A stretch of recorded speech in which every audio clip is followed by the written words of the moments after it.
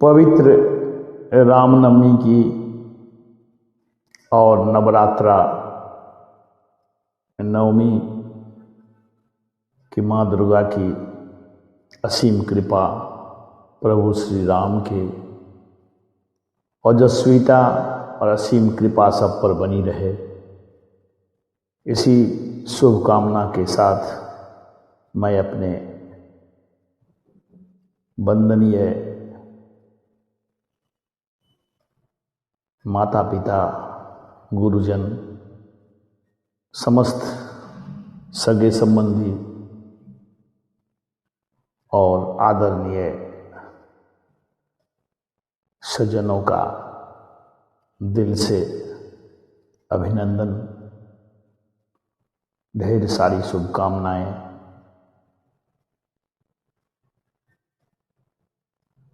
देते हुए आज इस पवित्र रामनवमी के त्योहार के अवसर पर अपनी लेखनी अभिव्यक्ति प्रस्तुत करने की अभिलाषा। सर्वप्रथम अपने गुरुदेव, अपने मातृ पितृ की शुभ कृपा पाने हेतु उनके दिवंगत आत्मा की शांति और हम सभी पर शुभ कृपा के अभिलाषा के तहत, हे गुरुदेव, हे मातृ पितृ शक्ति, मेरी वाणी और लेखनी आपके समस्त ऐश्वर्य और विभूति का गान इसी प्रकार करते रहे जैसे अपनी मुट्ठी में आकाश को समेट नहीं सकता, जैसे ब्रह्मांड के समस्त ग्रहों और नक्षत्रों को मनुष्य गणना नहीं कर सकता, जैसे सद्गुरु के बिना कोई जीव आत्म साक्षात्कार नहीं कर सकता। फिर भी मैं यह सत्य कहता हूँ कि साक्षात भगवती सरस्वती ने ही मेरी लेखनी से यह स्तुति रची है। उनके पठन और चिंतन से सदैव मन प्रसन्न और संतुष्ट रहता है। हे गुरुदेव, हे मातृ पितृ शक्ति, समस्त ज्ञानदायिनी देवी देवता प्रभु श्री राम, आप मुझ पर प्रसन्न हों और मेरे असंख्य कुकृत्यों को क्षमा करते हुए मुझे अपनी लेखनी, अपनी समाज के लिए जागरूकता भरी संवाद और लेखनी में और शक्ति प्रदान करें, ताकि मैं पूर्ण आस्था विश्वास के साथ और भी समर्पित कर सकूं। अतः इस वंदना के साथ शुरुआत। स्वागतं हे गुरु सादरं स्वागतं, शीश बिंदार्पितं हे प्रभु स्वागतम्, आश्रमवासिनां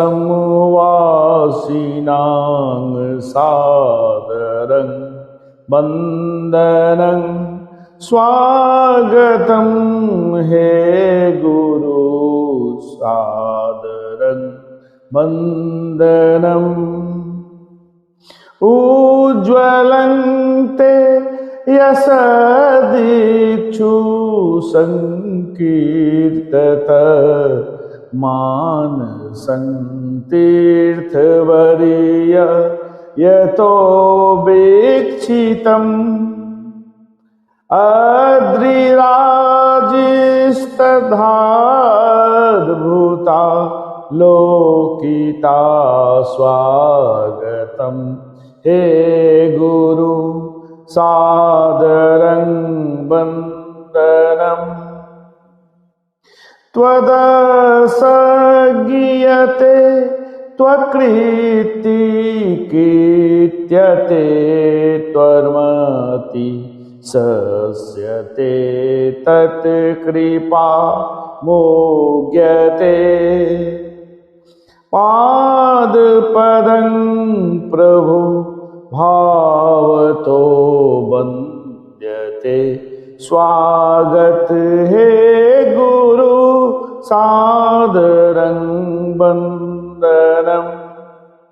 विद्यया प्राप्तवान् स्थानमुच्य भवान् आत्मनो धन्यतां दुर्लभां लब्धवान्। भक्तहृदयहरखितं भक्तिभावाप्लुतं स्वागतं हे गुरु सादर वन्दनम्। शुभमागमनं भगवन् भवतः सुदीनं भगवन् भवदीक्षणता। कृतमानसतीर्थ प्रदक्षिणात भगवन् सुदीनं तव दर्शनता।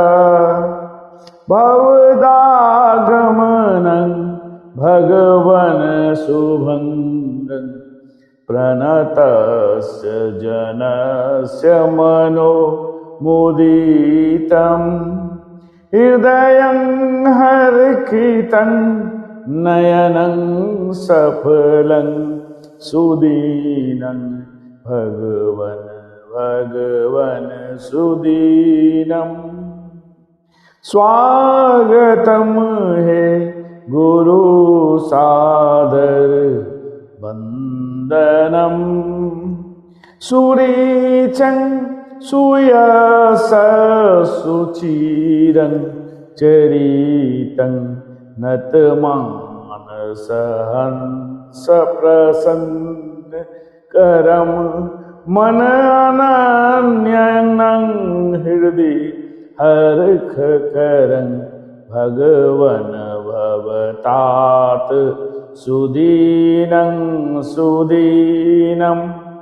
अयमाश्रवासी जनो कुरुते शिरसा नमनं वचसास्तवनं। चरणोपचिति विमलेह कुसुमे सुदीनं भगवन् सुदीनम्। स्वागतं हे गुरु सादरं वन्दनम्। हे दयामय जगनियंता विश्वपालन नायका श्री राम प्रभु श्री राम। मैं अज्ञ बुद्धिहीन हूँ नहीं प्रार्थना के लायका। तू ही चराचर विश्व भर में पूर्ण है सब ठौर में। डाली हरियाली पात में फल फूल मध्य पराग में। चंद सितारे ज्योति मध्य सूर्य के प्रकाश में।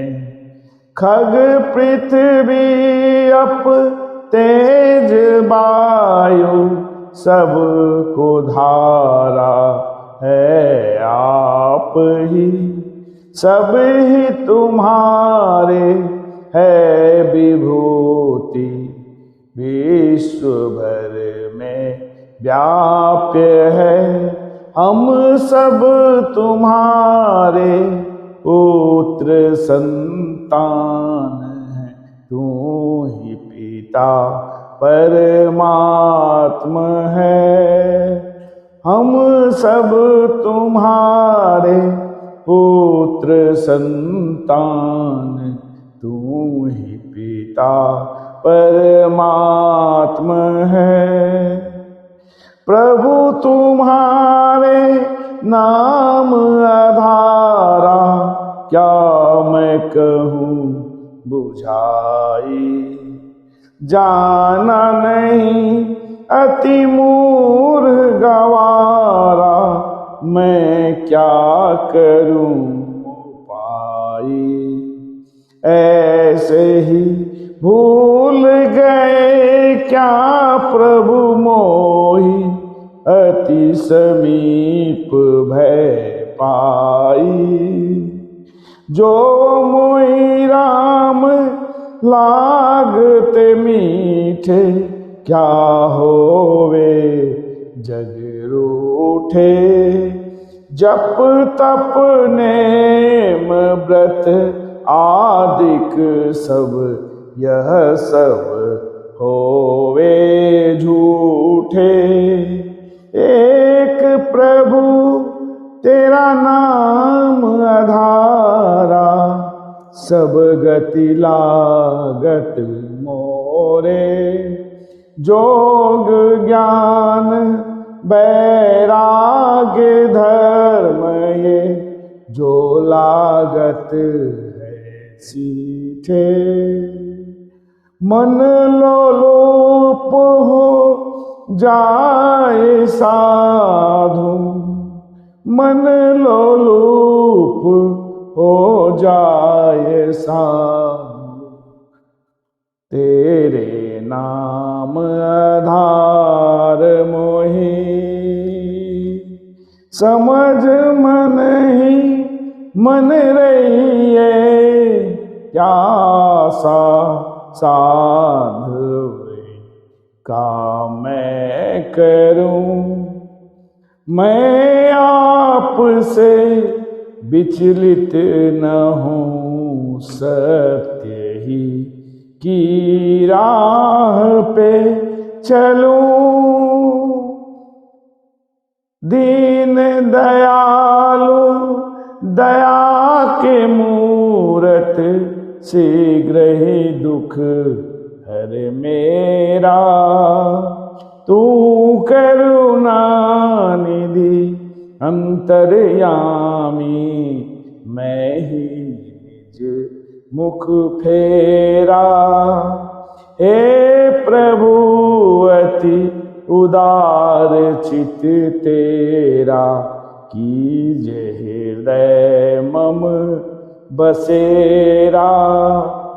हे प्रभु अति उदार चित तेरा, कीजिए हृदय मम बसेरा। तुम शरणागत पाल सदा है, हद की करो निबेरा। इससे तू गुण आद करो नित, निस दिन सांझ सवेरा। मुझको शरण लगाए कृपा निधि, मीटहूँ जग की फेरा। प्रदीप भव माहि परा है, पार करो श्री नाथ मम बेरा।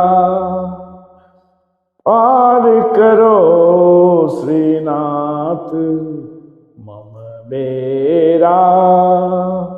तुम शरणागत पाल सदा है, अधिकी करो निबेरा।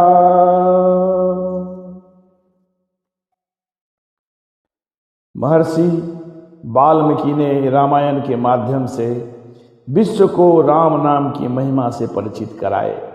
महर्षि वाल्मीकि को राम नाम की महत्ता के बारे में महर्षि नारद ने बताए थे। इसके उपरांत वाल्मीकि जी के जीवन की धारा ही बदल गई। महर्षि वाल्मीकि ने नारद जी की देखरेख में इतनी गहरी साधना की कि उनकी जिह्वा से नहीं बल्कि नाभि और त्वचा के रोम रोम से राम शब्द निकलने लगा। जब गहरी साधना होती है तब यह स्थिति स्वभावतः हो जाती है और कुंडलिनी जागृत हो जाती है। कुंडलिनी यह कुंड है जहाँ से नलिनी अर्थात कमल खिलती है। भगवान विष्णु की नाभि से खिले कमल पर ही ज्ञान और सृजन के देवता ब्रह्मा विराजमान होते हैं। वस्तुतः योग सिद्धि के बाद किसी भी व्यक्ति की यह स्थिति हो जाती है।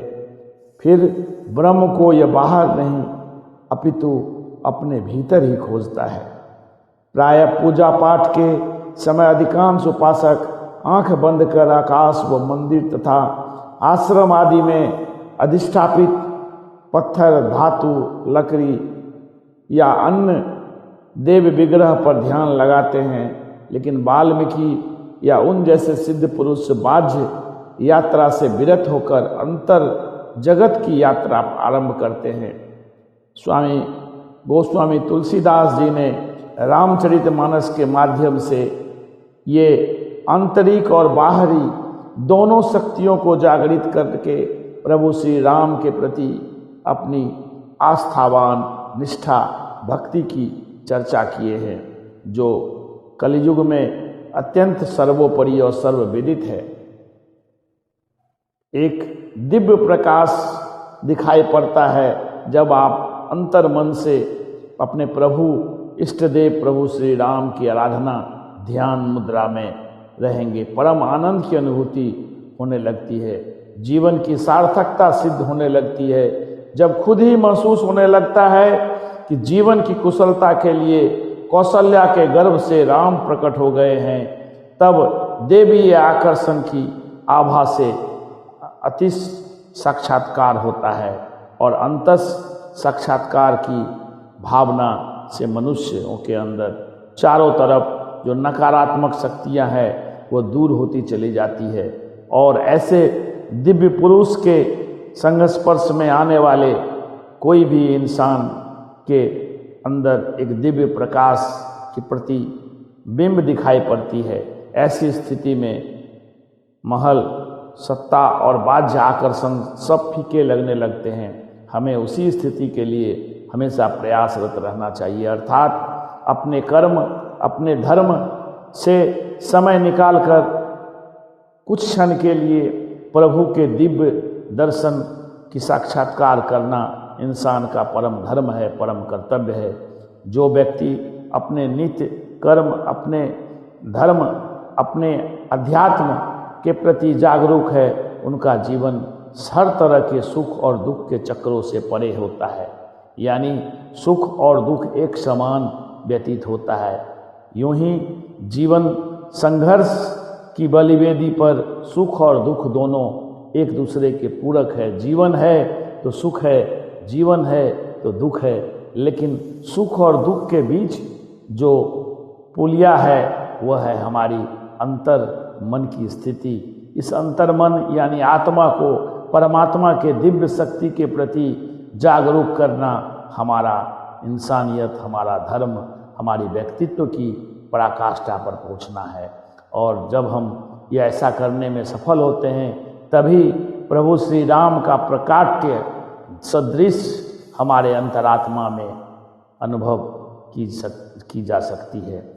अतः सभी मनोकामना, सभी संकल्प, हर तरह की बाधा विपत्ति से दूर अपने जीवन को एक सफलतामय रास्ते पर ले चलने के लिए अपने अंदर दिव्य शक्ति को जागृत करना अति आवश्यक है। और वो दिव्य शक्ति जब जागृत होगी तभी परमात्मा के आशीष से हम, आशीर्वाद से हम कृपा पात्र बनेंगे यही जीवन की सत्य है, यही सार्थकता है।